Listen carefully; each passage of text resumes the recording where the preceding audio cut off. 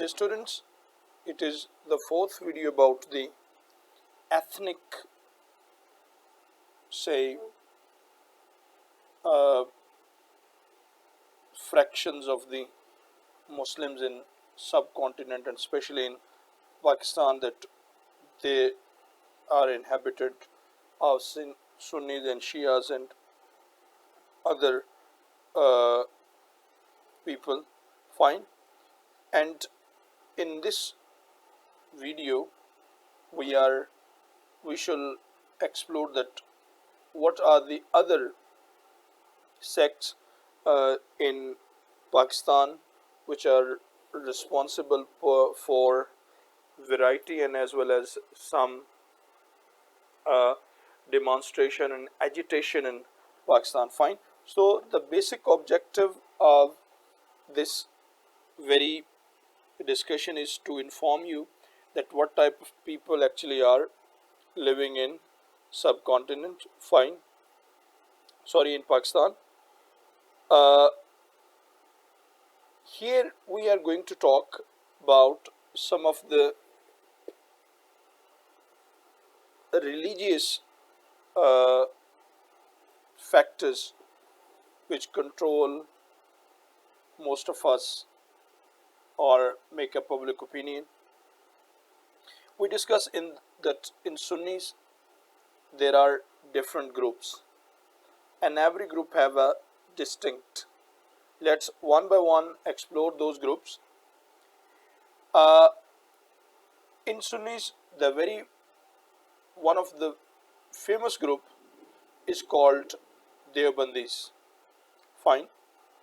Deobandis basically are the followers of Maulana Mahmud al Hassan and Maulana Rashid Ahmad Gangohi, who established Deoband Saharanpur in India in 1867 after the downfall of the Mughal Empire.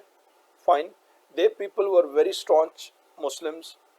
They thought that uh, Islam is the only Islam is the only solution of the problems of the people of subcontinent.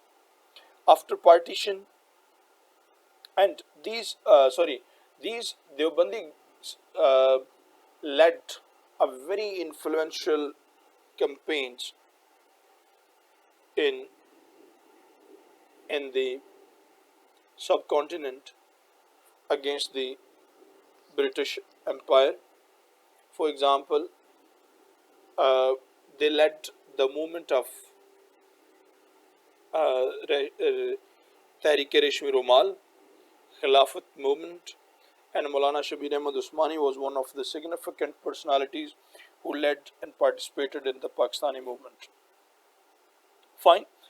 They also, and the present day, Akoda Khatak and the Karachi Darul Uloom, Jamia Sharafiya Lahore, and the famous Raja Bazar Madrasa, Jamia Talimul Quran, they are actually the Deobandi connections. Maulana Fazlur Rahman, the founder of JUI, is the leader or head of the Deobandi school of thought in Pakistan and also a leader of the political party. His father, Mufti Mahmud, uh, enjoyed the means he was the he remained chief minister of KPK and also other responsible posts. These Deobandi groups also has a strong relations. They exist in Punjab and also in KPK in large number. Most of the Pashtun belt, most of the Pashtuns are Deobandi by practice, and this is how that factor urged them to help out Afghan Taliban, and the Taliban themselves follow the Deobandi traditions because most of them came to Peshawar and Akoda Khatak and they got their earlier education from these school of thoughts. Fine. This is how they always remained against the foreign dominance as their success, as their leaders used to do in the time of British control. Second movement is called Brailvis. Brailvi are the large number of people. What are the called Brailvi? Brailvi actually are the followers of Maulana Ahmad Raza Khan Brailvi. He was also one of the students of Shah Waliullah's uh, son, fine, Ahmad Raza Khan, and he established a madrasa in Braili in India, fine. So they are also called Brailvi. Well, in the beginning there was no huge difference between Deobandis and Brailvis, yet at in 19th century uh, some beliefs were found contradictory. They are the common beliefs. Number one, whether we should read Salat before Azan or not, should we read Salat here and there or not, whether the Holy Prophet ﷺ is omnipresent or not, whether he is living in his uh, tomb or in his mosque, or he is residing in paradise. So these are some of the questions which are the part of contradictions. Otherwise, both Sunnis and Brailvis practice the same fiqh Hanafiya. Yet one thing is distinct, that the Deobandis do not follow some traditions which are followed by the Brailvis in terms of Sufism. Brailvis like to go to mezars, they offer some kind of dedication or manats and many things, whereas the Deobandis do this but in a strict manner. Fine. So Deobandis appear to be more strict on Sharia as compared to Brailvis, because Brailvis do a little bit transgress. We cannot say that the Brailvis are altogether are different, but they are. These are the points of contention between them, and the more problems actually is promoted by the uh, internal or external factors, those who want that the Muslims should always be fighting. Therefore, they have promoted these people, and they promote Firqa Wariyat in both Deobandis and Brailvis. Okay, another group of Deobandis that is very important, that is Tablighi Jamaat, founded in 1926 in Jamia Masjid in Delhi by Maulana Alias Qadri, and later on this movement spread into the entire world. Now Pakistan and Bangladesh are the leading countries where the people move all over the world. Fine, they are also Deobandis.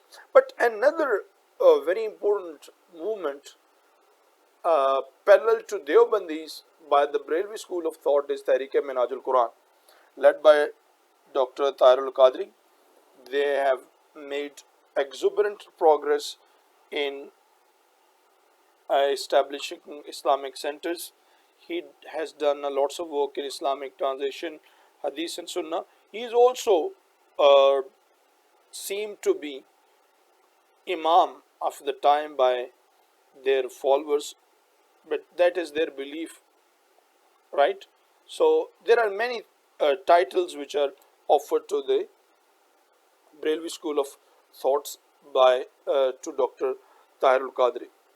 Well, these are the two distinct uh, movements, Deobandis and Brailvis, then Tablighi Jamaat by Deobandis and Tehreek-e-Minhaj al-Quran by Brailvis. Now come to another school of thought that is called Wahhabis. Wahhabis basically are those people who strictly follow Sharia, and they they dislike uh, bid'ah. Well, let's understand that these school of thoughts believe that whatever the whatever has been revealed in the Holy Quran is to be followed, and whatever the Holy Prophet ﷺ has done and practiced in his life, they are the only two guides for us. The rest, all the things which are baseless, they should not be accepted. And they were specially against the beliefs of these building shrines and these and that, and going to different kind of peers and other beliefs. They are called Wahhabis. Unfortunately, in subcontinent, Wahhabis are made uh, that is used as a slang, as an abusive expression. Basically, when in 1920 Saudi Arabia existed and Al Saud took the throne, they named a scholar or a teacher Abdul Wahab Najdi. Najd is the present day Riyaz, the area of Najd is present day Riyaz. Abdul Wahab Najdi, that led a movement against the uh, against the uncivilized, or sorry, unreligious or un-Islamic traditions and practices. That movement spread in entire uh, Arabia, and fortunately or unfortunately, uh, the rulers of Saudi Arabia, they accepted that religion, and this is how uh, they enforced the Wahhabis thought in the kingdom of the Saudi Arabia. And under this impression, they started demolishing the old classic historical buildings, shrines, tombs, or covers of the Sahaba, Ahl Bayt, and many other renowned peoples. Fine. This was really a sorrowful event for the entire Muslims, especially the people of subcontinent. They had a great concern over this. Another moment is called Al Hadith. They are a sub expression of the uh, they claim themselves to be uh, uh, they appear like Hanafis or Wahhabis. They are called Al Hadith. They do not believe in any Imam. They do not follow the any Sharia of Imam clear. They Imamless people, you can say, but they practice more like the uh, more like say Wahhabis, and their movement is Jamaatul Dawa. Fine. So their movement is Jamaatul Dawa. Fine. So here we have a very brief review about some of the Sunni school of thoughts classified in Brahilwis and Deobandis. Now come to the Shiite school of thoughts.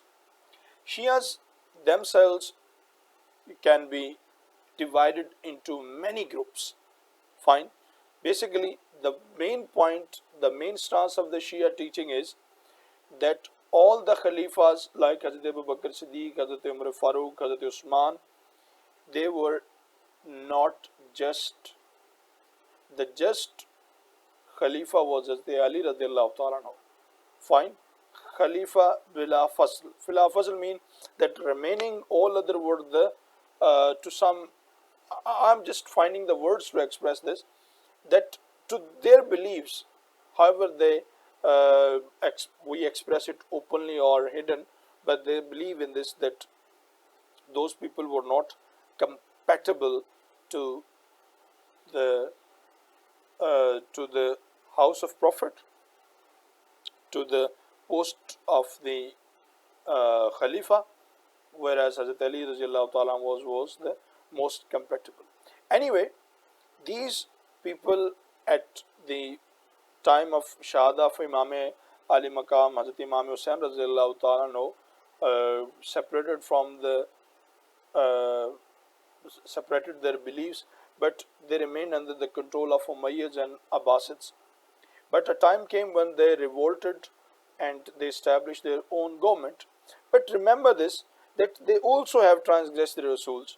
For example, according to the Sharia, if Hazrat Ali Razallahu Ta'ala, for example, was the right just fourth caliph, who became the fourth caliph, and there is no contradiction in the Sunnis about this, but the Shias do have. But after him, Hazrat Imam Hassan والسلام, became the Khalifa. Now, the Khilafat should continue with Imam Hassan والسلام, but they have shifted it to Hazrat Imam Hussain والسلام. After Hazrat Imam Hussain والسلام, they have also the two followers. Some believe in Hazrat Ismail and some believe in Imam Jafar Sadiq. Fine. Hazrat Ismail was the elder son of Hazrat Imam Hussain, and Imam Jafar Sadiq was the youngest son. Okay, those who follow Imam Jafar Sadiq, they become Hasan Ashari, and those who follow the Imam Ismail, they become Ismailis. Later on, they become Batanis. Clear.